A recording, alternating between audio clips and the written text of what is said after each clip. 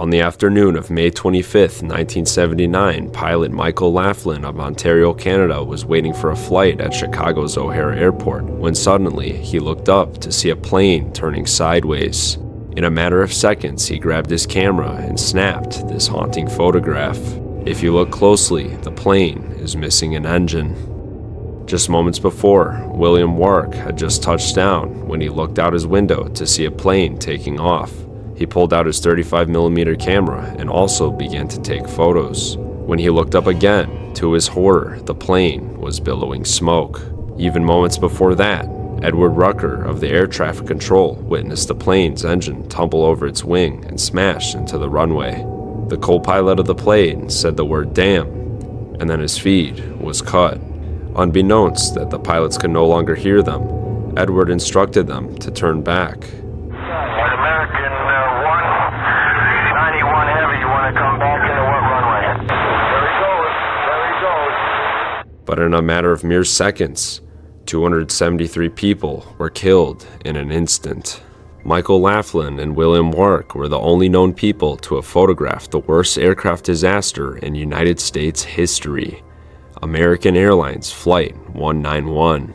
With William's photographs only recently surfacing on the internet with little explanation, the only photos thought to exist were from Michael, which begs the question, what else is out there yet to be discovered?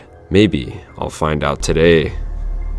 All this time we're proceeding over the airport, having been cleared directly over O'Hare, which is a very unusual procedure because of the nature of the traffic in that facility. The plane was bound for Los Angeles International Airport, carrying 271 passengers and crew. Just seconds after the takeoff, the plane's engine broke off, severing hydraulics and power, including communication, which explains why the audio of the crash doesn't exist. Recreations of the event via flight simulator determined the pilots had no way of avoiding the accident. The aircraft crashed right off the runway into a field in Des Plaines, right on the border of Chicago. It's an abandoned area, an old abandoned field. It's an uninhabited area. Originally, this field was the site of the former Ravenswood Airport, which was abandoned in July 30th, 1962, due to the O'Hare Airport's planes flying too close. After its closure, a canine training facility was built atop the main hangars, while two other hangars remained on the far left of the facility. The old owner reportedly parted out the last of his planes in these hangars. The rest of the site was converted into a trucking facility. In 1979, the aircraft crashed in between the field and the hangars, destroying what remained of the airport. Reportedly working on site of the facility were two victims on the ground who perished. One was John Craig, who was only a month on the job. He was found burned in his truck's cab. I cannot find any info on the second victim. The plane and bodies were almost unrecognizable. Debris had scattered into the next-door mobile home park and burned multiple homes. First responders looking for survivors were quickly met with a grim reality after seeing the plane itself had nothing left but very small bits and pieces. All that remained intact was the fuselage, now lying in the street of the mobile home park. Another piece was the wheel assembly. That was really it. Dozens of victims to this day were never found. It was not just a crash site, but a grave site. But it was not treated as such. Today, it is now the site of a soon-to-be highway. Is there anything, anybody, that I can save? I had to find out. But I would soon find more questions than answers. I found myself at this Chicago Police canine training facility. The crash happened just behind here. This facility, along with the crash site behind it, would soon become a place where thousands would be driving over every single day. This facility was on its last legs. Maintenance was neglected in recent years since the highway proposal. Many drive by here every day, not knowing the shocking tragedy that took place just behind it. But not only that, another mystery: the abandoned cars. And I just got done talking to the guy here. He said there's not much left. In fact, right behind here, they're actually bulldozing the site where it actually happened. In fact, they're gonna bulldoze this building as well. This building here actually saw the accident. If you look at old photos, this building was here when the plane crashed. The officer in the building told me that his mom was working at the hospital when the airline crashed. but of course there were no survivors. There were ambulances all over the place, police. The runway is right behind me, so it just got up for a minute and then just crashed. I was actually not expecting people to be outside. Oh, this car is just running. I wasn't expecting someone to come up to me, but the guy was just taking his dog out. I guess there's dogs in these cars right now or something. There's some old police cars there, police vans. This area has actually been completely untouched, development-wise, since forever. In such a populated area, it's kind of interesting. I wonder just what's in these woods. You see bricks. I mean, I don't think that's from a building. Maybe some of this is. What if there's like a homestead here? We'll have to do some research. I've been meaning to make this video forever, like I said, but I just ran out here just so I could get motivated to do it. But so basically, if you were standing right here, the plane would have just fallen right there and crashed right behind this building. The building will be demolished for the highway, so kind of cool to see it as it is. He said the pipes were bad in this place and everything, so now I was kind of curious what's back here. They use these abandoned cars here. The officer I spoke to told me these cars were used for narcotics training, but what stuck with me was where they came from. These cars had been pulled out of the O'Hare parking garages after being found abandoned. These cars were driven into the airport, parked, and then their owners simply vanished. Perhaps somebody decided to start a new life and booked a one-way trip out of Illinois. But a more disturbing revelation occurred to me. What if they had planned to return? Look at the age of some of these cars. How many of these did you see daily driven in the 2000s? Now, no longer on the road, obviously. What if some of these cars were from victims of 9/11, or just in general, victims of another tragedy? I wasn't allowed in, but I could still see them from the road. I guess I'll never really know the truth. Yes, I know you want these Lexuses. I asked them who will take them once the facility closes. Well, these agencies always have someone else, and it's not going to be me or you, most likely.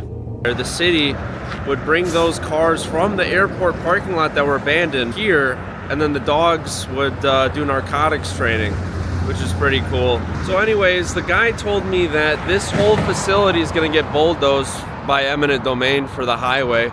They're already building the highway back there. It started about 2 years ago. So exactly where the crash site is it just no longer exists. It did exist 2 years ago, and I wanted to make this video 2 years ago before they started building there. But now there's absolutely nothing left from the crash site, or so they say. Let's look around and see what else is here. I wanted to see if there was anything left at the crash site, some kind of clue, evidence that may have been overlooked. The more I research this event, the more mysteries I find. One, for example, is the lack of photographic evidence all put together in photo galleries. There isn't really a photo gallery of this specific event anymore. It appears there used to be one, but now it's gone. Looking into photos my first time planning this video, I found the famous photos by Michael Laughlin. Right after the tragedy, he sold these for $5,000 to the media. From my other research, I was aware these were the only photos in existence, but editing this video now, I found another angle that shows the takeoff and exact moment of the crash taken by William Wark. An older article shows these photos as a set in black and white, meaning they were out there for a time, but recent Reddit posts show higher quality images in color of the same event. These photos, according to a commenter, are the original ones. But why were they only recently posted online in this quality? But it gets stranger, because if you look, there's text at the bottom of one of the photos, and VHS static lines. It's almost as if these are screenshots of a video. Another comment suggests I'm not the only one who thought this. Commenters linked a supposed video, but it's not the actual event. But then why are these colored images not available on any other sites? The only site that has these images are the black and white photos. I used Google Lens to find any exact matches, and I couldn't find the news segment these photos came from. And then I found this image. It was posted to a couple websites with no explanation on who took it. It appears to be taken aboard a plane, like Williams' photos. The hangar in the background confirms it was taken at O'Hare when comparing photos, but it's from a different angle, it seems, than Williams' photos. I couldn't find where this image came from or who took it. This begs the question, how much more documentation of this event exists? Is there perhaps a lost video and lost other angles of the incident? People didn't carry cameras around like they do phones today. The fact that any photos exist is rare enough, but now I've discovered 3 separate angles of the event. William's photos I had no idea existed until very recently. His photos show more, which means they should be considered even more important. The fact that it shows the exact moment the plane touched the ground is insane. And now this mysterious 3rd photo showing the very beginning of the explosion with no explanation on how it appeared online. O'Hare is highly populated, and while it's hard to believe someone else managed to capture more, the fact that 2 separate other angles surfaced online leads me to believe there's more documentation of the event than previously thought. So it turns out the place where the exact crash happened is open right now. Where I'm standing is essentially where the plane crashed exactly. This is crazy. I'm standing exactly at the site where the worst aviation disaster in American history happened. Another mystery, is there anything left today? Right now, the site is being prepped for a new highway to be built directly over where hundreds of people lost their lives. To my shock, the area here was completely open with nothing saying I wasn't supposed to be here. I'm kind of curious. I mean, this is the last chance anybody's ever gonna get.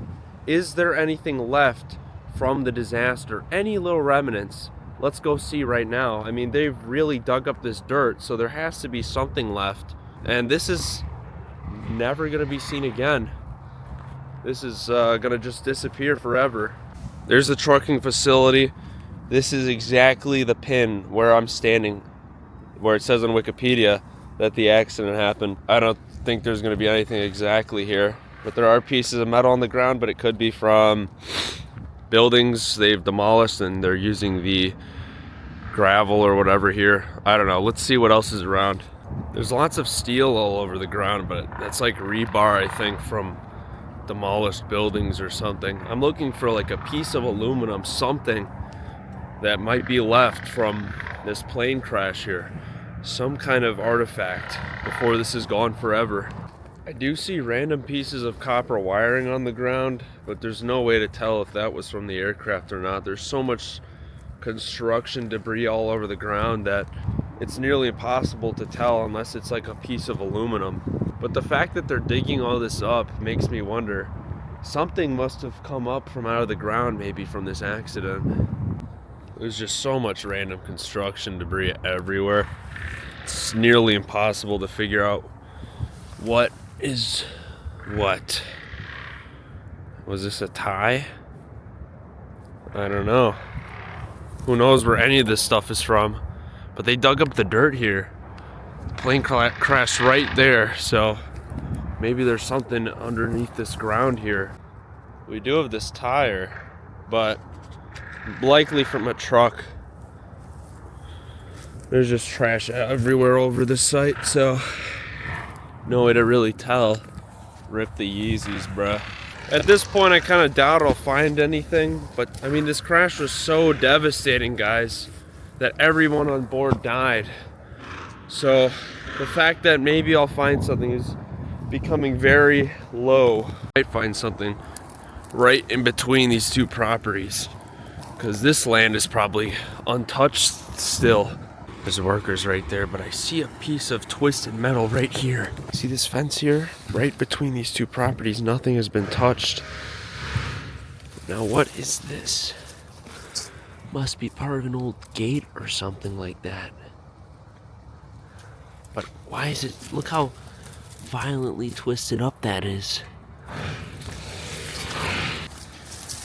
This may very well be a remnant of this flight here. A gate that was completely destroyed. Either a bulldozer, which moved this land but then touched this land, destroyed that gate, or that was from the plane crash. I'm not entirely sure. It could have been crushed by a bulldozer, but that looks pretty violent. There's random holes right there. This could have been something from the crash. I just found this. It's plastic. Yeah, it's plastic. But this appears to be Perhaps something from a plane, I'm not sure. Now the problem is this place is completely like a dump site. The trucking facility over there, those people have been throwing like discarded truck parts out in the woods here sometimes. I mean, there's so many trucks being worked on, it's bound to happen.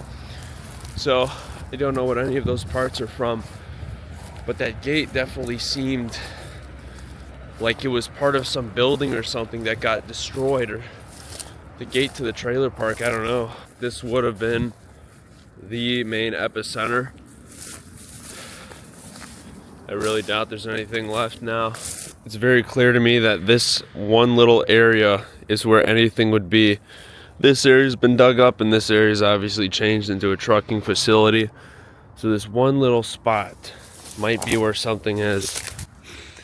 This is kind of in the less moved area. What was this? I don't know. Maybe more debris. You plane guys tell me, is this a plane part? Doesn't look like it. Here, we have a piece of steel. Something big in the ground. There's another one right there. Is this part of the plane? No idea because it's so buried. We also have this. Model 44 Super M truck part maybe. Here's more buried steel, and this is actually has a white kind of paint on it. Once again, no being able to tell. Oh my gosh. Oh my gosh. This is aluminum, guys. Was this siding? Look at that kind of angle there. It might have been siding, but maybe from one of the trailers that got hit. Straight up aluminum. So that's something. So we're kind of at the end of the construction site. This is where I believe more debris would have been scattered. We got this right here. More of that fence. But part of me thinks that this was just because a bulldozer went and did all this here. So, no true way of telling. But what was this? It's hard to tell what this really was. This land right here appears to be untouched still after all these years, so maybe there's something around here. Whoa. Here we got, looks like stainless steel? This is some twisted metal. What do y'all think this is from? Also buried here, we have another piece of it. Was this from a classic car? Or was this from the plane? This could be a plane part. Y'all know me, I never give up. Just the idea that I could find something that's been lost for so long keeps me going. We're kind of by the truck facility, and we found 4 pieces of aluminum. Now look at this, guys. What does this say? Wabash. Might be trucking parts, but it almost looks like it was burnt. Wabash National. So I'll see if that's a truck part or not. We got another piece of aluminum right here, or stainless steel. This is tough. Appears to be another plane part, but it's so close to the trucking facility that's hard to tell. There's probably insane stuff hidden back here, but it's so prickly. You know, I'm so determined to find something really solid that it was part of a plane, but heck, maybe I already did. It's crazy to think that right here, hundreds of people died all at once. Just innocent people. It's crazy that I'm actually here and it's not completely destroyed yet. Now we're at the top of this kind of, I guess they're gonna build a highway ramp here. This is where a lot of soil is gonna be disturbed. Wonder if anything popped up. Likely, it's all buried underneath here. Right there was the accident. And I looked all along here, all the way to the end back there. Debris must have flown. Many of these items were most definitely truck parts, others perhaps wreckage of the buildings, but there's a small chance that I had just discovered pieces of the airplane. I believe in miracles wherever I go. I thought I would find an ID, a flight pamphlet, something that had been forgotten that would make headlines. But of course, while miracles happen to me more often than I'd like to admit, I knew God can't give me them every day, all the time. That would be cheating. But speaking of miracles, or rather, something impossible, there was a man who predicted the accident named David Booth. I barely believe these kinds of claims, but this one he actually brought to the authorities before it happened. David Booth had the same reoccurring dream 10 nights in a row, right up until the disaster. The dream would always start out the same way. It was a bright sunlit day, and he's looking at a very large airport with a long runway, and there's a really large plane, he says. He saw it as American Airlines. He would see the plane start to taxi on the runway, gathering up speed when all of a sudden there's an engine failure. David describes seeing the plane go straight up into the air before it turns and goes straight back into the ground where it explodes in this humongous inferno.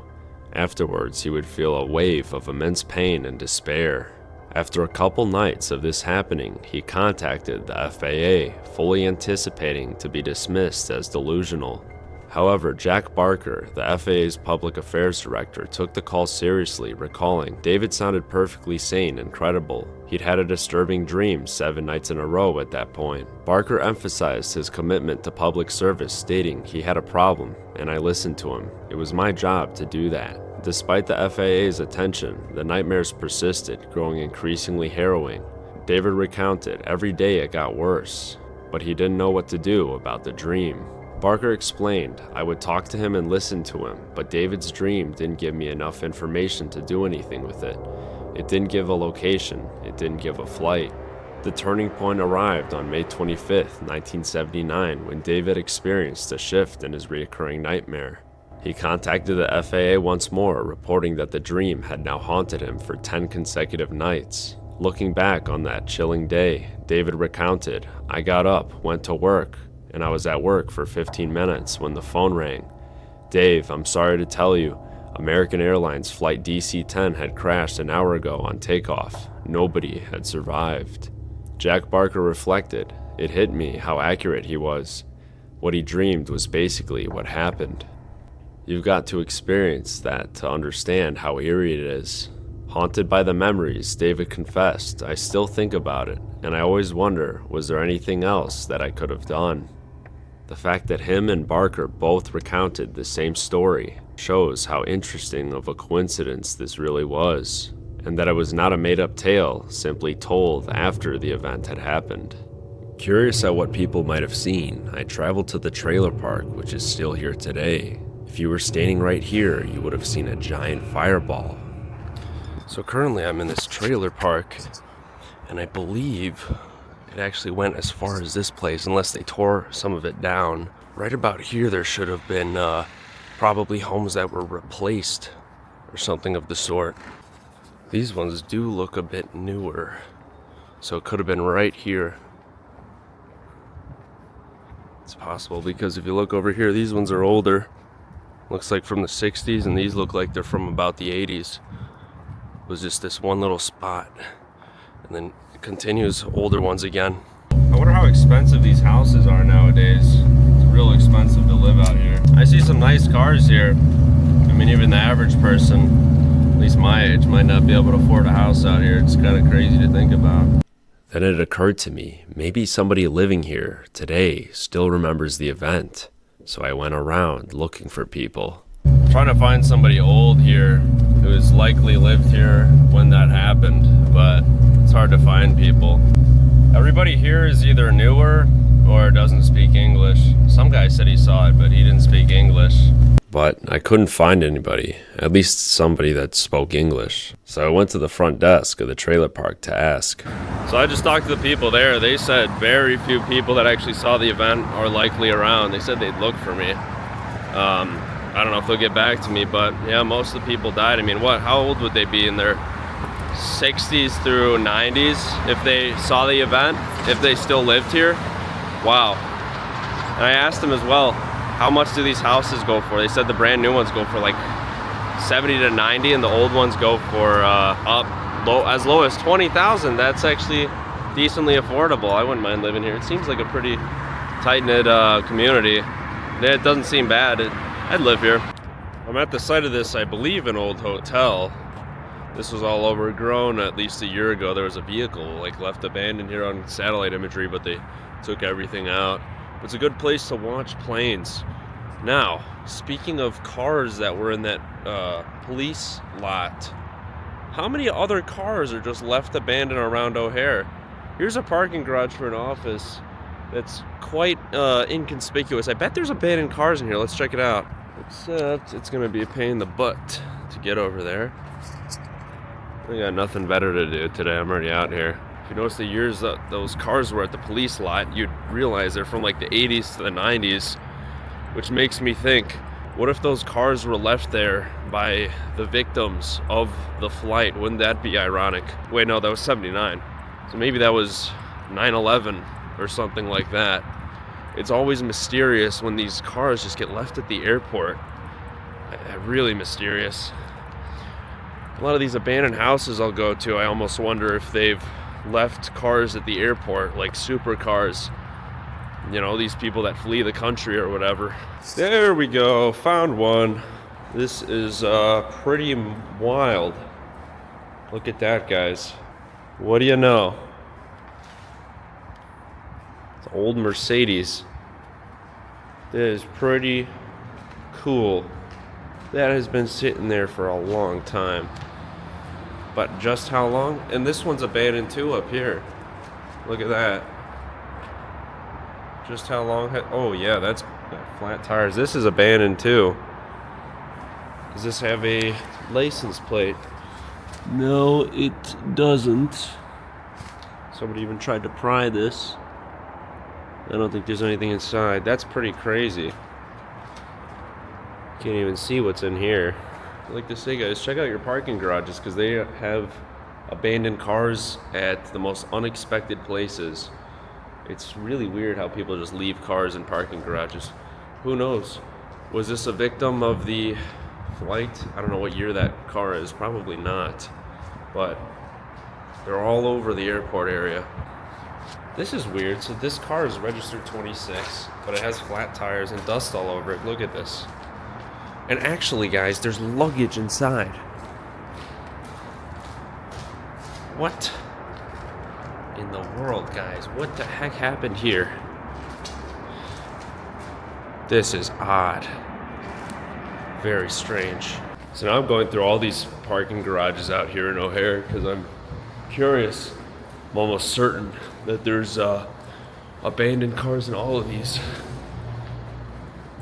Let's see if we can find some in this one. This one looks a little more official though. More official airport parking. In all honesty, I don't see anything. This is probably one of those ones where they definitely tow you out if you left it here for a long time. It's probably one of those smaller places. They probably have some actual cars that have been sitting for years. I think we got pretty off track there, but I just wanted to say, guys, this video is in remembrance to all the people that passed away. I mean, this is one of the craziest disasters that ever hit Chicago.